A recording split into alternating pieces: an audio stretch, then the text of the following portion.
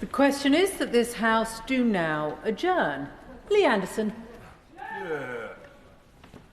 Thank you, Madam Deputy Speaker. The reason I'm here in this chamber tonight speaking on HMOs is because I've been contacted by hundreds of families in Ashfield over the past 6 years to raise their serious concerns about the impact HMOs are having on anybody can set up an HMO overnight. No qualifications, no training, no checks. All they need is a few £1,000s in the bank, get a mortgage, go and buy a cheap house somewhere in the Midlands or in the North or in places like Ashfield, buy up a cheap terraced house, turn it into an HMO.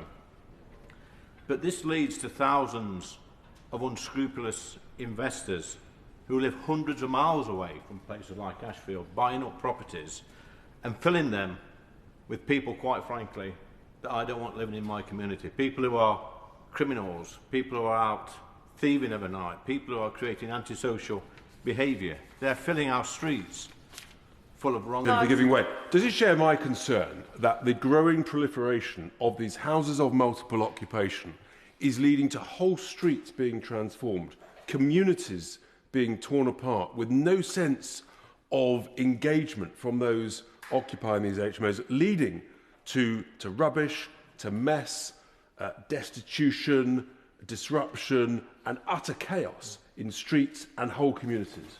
I thank the honourable member for his intervention. I think what he's trying to say, I put it more succinctly, is that these HMOs and the proliferation, as he says, is turning some of our areas into ghettos.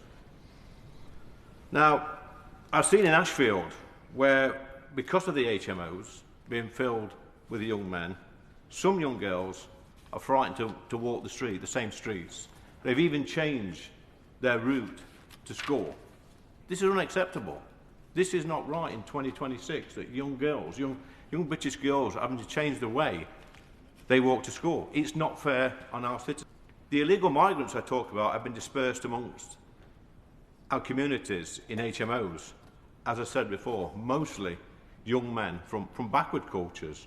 Some have medieval views towards our women and girls. Yet women and girls tell me they are more afraid now to walk our streets than they've ever been. Nobody. And it is shameful that we've had nurses kicked out of the HMOs. Nurses that work at my local hospital, the same hospital where I was born, kicked out of their HMOs because Serco has taken over the contract and they've been replaced by illegal migrants. I must ask, Madam Deputy Speaker, for the Minister is to stop placing illegal migrants in HMOs, detain and deport for the sake of our young women and girls. Thank you, Madam Deputy.